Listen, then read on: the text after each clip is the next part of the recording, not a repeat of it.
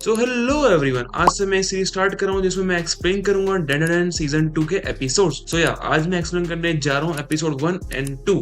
बिना time waste किए video start करते हैं। तो देखो स्टार्ट करते हैं एपिसोड 1 से। तो एपिसोड 1 में हम देखते हैं कि जो क्रीपी लोग होते हैं मोमो पे अटैक करने का ट्राई करते हैं, बट समहाउ मोमो उनसे बच जाती है क्योंकि उन पे कोई वुडन प्लेटफॉर्म गिर जाता है और वहां से बच जाती है आसानी से। और उसको वहां पे टर्बो ग्रैनी भी दिखती है जो बताती है कि जब मोमो की दादी जीजे घर का एड्रेस बता रही थी तो वो भी स्निक करके मोमो के बैग में आ गई और वो भी यहाँ पे आ गई। अब जब ये दोनों यहाँ से जा रहे होते हैं तब मोमो टर्बो ग्रैनी से उस घर के बारे में पूछती है जो कि जीजी का घर है, जिसके जवाब में टर्बो ग्रैनी बोलती है कि उस घर में कई लोगों की मौत हुई है। और फिर सीन शिफ्ट होता है जहाँ पे हम ओकारोन और जीजी को देखते हैं जहाँ पे उन लोगों ने होल कर दिया दीवार के अंदर देखने के लिए कि दीवार के उस साइड क्या है। और इतने में बेल बजती है, उनको लगता है कि मोमो आ गई। जो गेट पे जाते हैं और देखते हैं कि वो तो लैंडलॉर्ड है जिसके एरिया पे जीजी रह रहा है। तो वो तुरंत से समहाउ पोस्टर लगा देते हैं उस वॉल के ऊपर जिससे लैंडलॉर्ड को लगे नहीं कि आपने यहाँ पे कुछ तोड़ा है। एंड जब से जीजी के पेरेंट्स मरे हैं ये लैंडलॉर्ड जीजी को यहाँ पे फ्री में रहने दे रहे हैं। फिर वो लैंडलॉर्ड बताते हैं कि वो कीटो फैमिली से वो आके बैठते हैं और कीटो फैमिली की लीडर को लगता है कि ओकारोन को एक स्पिरिचुअल मीडियम है जो जीजी कई बार लाया इस घर में। और जीजी बोलते हैं नहीं ये तो मेरा दोस्त है। और इतने में वो तीन क्रीप भी आ जाते हैं जो मोमो के साथ जबरदस्ती कर रहे थे। और फिर वो पूछते हैं कि अगर तू जीजी का दोस्त है तो बता जीजी की फेवरेट टीम। और ये ओकारोन इजीली टीम बता देता है पोस्टर पे देख के। इतने में फिर वो औरत पूछती है वो लड़की क्या है जो तुम्हारे साथ आई थी। और जीजी बोलता है कौन लड़की, मेरे साथ तो कोई लड़की नहीं आई। और फिर लैंडलॉर्ड बोलती है जीजी अच्छा तू मेरे से झूठ बोलेगा। और फिर सीन शिफ्ट होता है जहाँ पे हम देखते हैं मोमो आ चुकी है सुचिनो श्राइन पर, जिसके अंदर और कुछ नहीं बस एक सांप की खाल है जहाँ पे एक लड़का होता है। और फिर लड़का कोई स्टोरी बताता है इस टाउन के लोग एक जाइंट स्नेक को वर्शिप करते हैं। वो ये मानते हैं कि जब भी स्नेक गुस्से में आता है तो जो उनके टाउन में वॉल्केनो है वो इरप्ट हो जाता है। तो वॉल्केनो इरप्ट ना हो इस वजह से वो स्नेक जाइंट को खुश रखते हैं, उसको वर्शिप करते हैं और बलि के तौर पे अपने बच्चे देते हैं। सो यार लिटरली उस टाउन के लोग अपने बच्चों को सेक्रीफाइस करते थे जिससे वॉल्केनो इरप्ट ना हो। एंड यार मोमो को वहाँ पे कोई सुचिनो को नहीं मिलता, वो वहां से निकल जाती है वापस से जीजी के घर आती है। और जैसे ही वो दरवाजा खोलती है वो देखती है कि ओकारोन और जीजी को उन क्रीप लोगों ने बांध के नीचे रख रखा है। एंड यहाँ पे कीटो फैमिली का प्लान रिवील होता है। उनका प्लान ये है कि इन तीनों बच्चों को वो एज ए सेक्रीफाइस देंगे उसी जाइंट स्नेक को। एंड यार मोमो उनसे फाइट करना स्टार्ट करती है। लिटरली मोमो हर एक जने को पीट रही थी अंटिल वो जो उनकी बॉस लेडी है वो बीच में आती है। उसको भाई बहुत अच्छा फाइट करना आता है या बोल सकते तो कराटे आता है। वो लिटरली मोमो को पेलने लग जाती है। एंड या फिर बॉस लेडी मोमो को इतना जोरदार हिट मारती है कि वो सीधा उस दीवार को तोड़ते हुए गिर जाती है उसी रूम में जिस रूम की वॉल पे ओकारोन और जीजी ने छेद करा था। और फिर मोमो बोलती है कि इस बुड्ढी में इतनी पावर कैसे। फिर टर्बो ग्रैनी बोलती है क्या तुम सच्ची में अपनी दादी को भूल गई। और जिस रूम के अंदर मोमो है फिर कीटो फैमिली में बताती है कि पिछले 200 साल से वो इसी रूम के अंदर जाइंट स्नेक को वर्शिप कर रहे हैं, अपनी ऑफरिंग इसी रूम में दे रहे हैं। और जो इस रूम की जमीन होती है वो ऐसा दलदल ऐड करने लग जाती है जिससे मोमो नीचे जा रही होती है। लेकिन मोमो उस समय अपनी पावर का यूज करती है, उस रूम से बाहर निकलती है,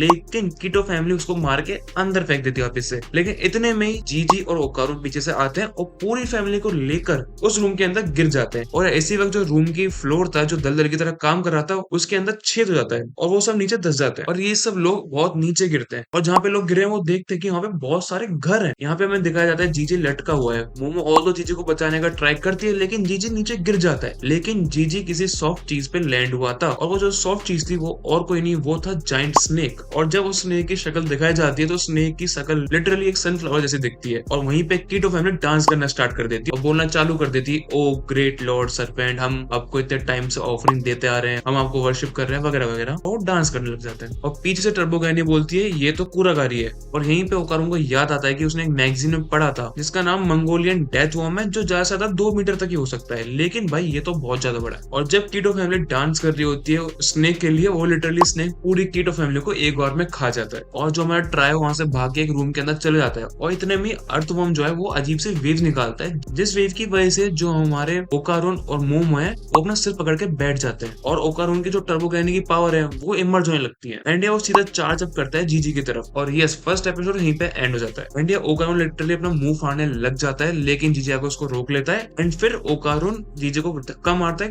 चाकू लेता है और लिटरली चाकू से अपने आप को स्टैब करने जा रहा होता है। लेकिन जीजी वक्त पे आके उसको रोक लेता है। और दूसरी तरफ कांच का जो पीस होता है मोमो उसको ले लेती है और अपने आप को मारने वाली होती है। लेकिन उसके सामने टर्बो ग्रैनी आ जाती है और टर्बो ग्रैनी एक सॉफ्ट टॉय के अंदर है तो उसको डैमेज नहीं पड़ता और मोमो में बच जाती है। एंड अर्थवर्म लगभग उनके पास आ ही चुका होता है लेकिन इतने में जीजी मोमो ओकारोन दोनों को उठाता है, वहां से भागने लग जाता है। एंड यार इस सब सिचुएशन को देख के जीजी को अपने पेरेंट्स आ जाते हैं जिन्होंने सुसाइड की थी। तो यार उसको यही लगता है कि शायद से उसके पेरेंट्स के डेथ का रीजन ये स्नेक ही हो। एंड यार टर्बो ग्रैनी बोलती है कि इन दोनों को बांध के रख दो। एंड यार जीजी उससे पूछता है कि ये दोनों इतना फ्रीक आउट क्यों कर रहे हैं। तो ग्रैनी बताती है कि जो तरफ वेव्स फेंक रहा है स्नेक उनकी वजह से, जो कि एक साइकिक वेव्स है, जिस वेव्स को सुनकर एक ह्यूमन सुसाइड कर लेगा। एंड जीजी पूछता है कि तो साइकिक वेव मेरे पे असर क्यों नहीं कर रही, और गैनी बोलती है क्या तुम्हें पता नहीं, और इतने में अर्तो वहां पे आ जाता है, लेकिन जीजी उन दोनों को उठा के भागता है, पर वो सीढ़ियों से नीचे गिर जाता है। उतने में देखता है कि जो ओकारोन और मोमो है वो सीढ़ियों से कूदने वाले होते हैं, लेकिन जीजी टाइम पे आके उनको रोक लेता है। एंड वो दोनों लिटरली चिल्लाए जा रहे हैं कि मुझे मरना है, मुझे मरना है, मुझे मरना है, और इतने में अर्थवॉर्म लिटरली उनके मुंह के सामने आ जाता है, और वो स्नेक अपनी वेव वापस से फेंकना चालू करता है, लेकिन इस वक्त कुछ असर नहीं पड़ता है, क्योंकि एक और क्रिएचर उनके सामने आ जाता है जो अपनी वेव्स अर्थवॉर्म पे फेंक रहा होता है, तो काइंड ऑफ दोनों की वेव्स कैंसिल आउट कर दी होती है।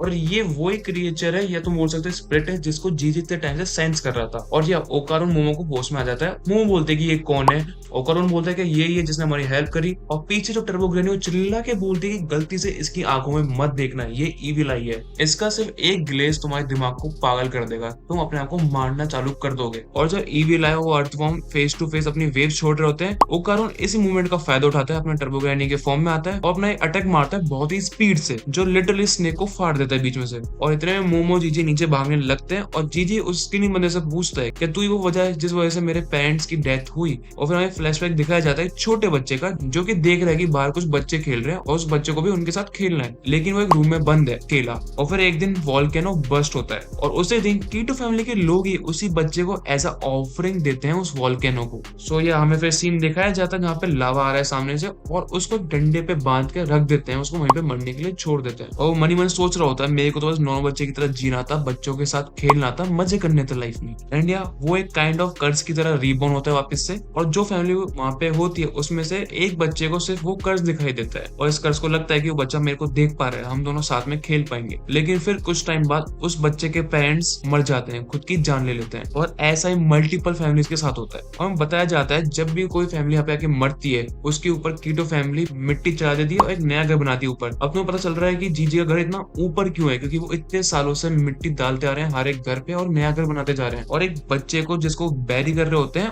उसको वो चेयर पे बांध देते हैं रस्सी से, जिसको वो स्प्रिट खोलने का ट्राई करती है, लेकिन वो खोल नहीं पाती क्योंकि वो सिर्फ एक स्प्रिट है। और फिर यहीं पे हमें दिखाया जाता है कि वो जो कर्स है वो इवॉल्व हो जाता है, गुस्से में बोलता है कि मैं उस फैमिली को मार दूंगा। ऑफ कोर्स वो कीटो फैमिली की बात कर रहा है। और जीजी फिर अपने सेंसेस में आता है, हमें दिखाया जाता है कि मोमो अपने पावर का यूज कर उस स्किनी बंदे को जीजी से दूर करने का ट्राई कर रही होती है, और जीजी बोलता है कि मेरे को हर्ट नहीं कर रहा, ये कोई गलत बंदा नहीं है। और वहां पे दूसरी तरफ जो हमारा ओकारोन है वो अर्थवॉर्म से लड़ रहा होता है, और फिर मोमो बोलती है कि तुम्हें कैसे पता ये बुरा बंदा नहीं है। और जीजी बोलता है कि इतने टाइम से लड़ ही रहा है, ये बहुत सफर कर रहा है इतने टाइम से। वो बोलता है कि तुम यहीं पे नीचे दबे हुए हो ना, तुम्हारी बॉडी नीचे ही है ना, तो चलो नीचे जाके तुम्हारी बॉडी देखते हैं। और यस फाइनली इतने सारे घरों में से जाने के बाद जैसे जीजी सबसे नीचे पहुंच जाता है, हर एक घर को पार करने के बाद वो दरवाजा खोलता है और देखता है कि एक बॉडी अभी भी बंदी हुई है वहां पे। यस बॉडी नहीं है, बस उसका स्केलेटन है वहां पे, और उस स्केलेटन के अंदर से बहुत ज्यादा व्हाइट स्ट्रिंग निकल रही होती है। और पीछे से टर्बो ग्रेनी बोलते हैं कि उसके पास बिल्कुल मत जाना, वो एक योकाई है, वो इंसानों को मारना चाहता है। और इतने में अर्थवॉर्म बहुत तेज लाइटिंग रिलीज करता है, जिससे मोमो और turbo granny almost pass out होने वाले थे, और वो एक और अटैक करता है जिससे कुछ ग्लूई सब्सटेंस फेंकता है जो धीरे धीरे नीचे आ रहा था सबसे नीचे वाले फ्लोर पे, जहाँ पे मोमो और जीजी है, यस टर्बो ग्रेनी भी। और फिर हम सोचते हैं कि ओकारोन का है, फिर हमें ओकारोन दिखाया जाता है जो कि लिटरली गिरा हुआ है, उसकी पूरी बॉडी टूट चुकी है यार, क्या ही करे बेचारा। और मोमो अपने पावर का यूज करके उस रूम से निकलने वाली होती है, और वो जीजी को बोलती है चलो यहाँ से निकलते हैं, लेकिन वो देखती है कि जीजी की बॉडी पे वाइट सब्सटेंस निकलने लगा है, जो सब्सटेंस तुमने रूम में आने से पहले देखा था। और देखो फिर थोड़ी बातचीत होती है जीजी की कॉन्शियसनेस और उस स्प्रिट के बीच में, और फिर जो थ्रेड्स थी वो जीजी की बॉडी को पूरा रैप अप कर लेती है, और जीजी लिटरली ईविल आई में ट्रांसफॉर्म हो जाता है कंप्लीटली। और टर्बो ग्रेनी बोलती है मैं तो तुम्हें पहले वार्निंग दी थी, तुम कभी भी ईविल आई को ट्रस्ट नहीं कर सकते, कभी भी नहीं। और अर्थवॉर्म टाइम में नीचे आ जाता है, वो लिटरली मोमो खाने वाला होता है, लेकिन जीजी उस अर्थवॉर्म को इतना तेज पंच करता है कि उसका सिर ही फुट जाता है। और जीजी की बॉडी के अंदर जो अब स्प्रिट है वो बोलती है कि फाइनली मैंने इस बॉडी को एक्वायर कर लिया, अब मैं सारे इंसानों को मार दूंगा। और यस जीजी का जो लुक दिख रहा है भाई इस फॉर्म में वो बहुत अमेजिंग। और इतने में टर्बो ग्रेनी मोमो से बोलती है तुम रेडी रहना, नहीं तो हम मारे जाएंगे। और इतने में जीजी एक जोरदार किक मारता है मोमो के ऊपर, और मोमो पीछे जाके वॉल पे लगती है, और उस किक का इम्पैक्ट इतना था कि वॉल भी टूट जाती है पीछे वाली। और दूसरी तरफ हमें दिखाया जाता है जो अर्थवॉर्म है वापस से रीजनरेट कर चुका होता है, और वो वापस एक लाइटनिंग स्ट्राइक मारने वाला होता है, वो मार भी देता है, लेकिन उसको ईविल आई आराम से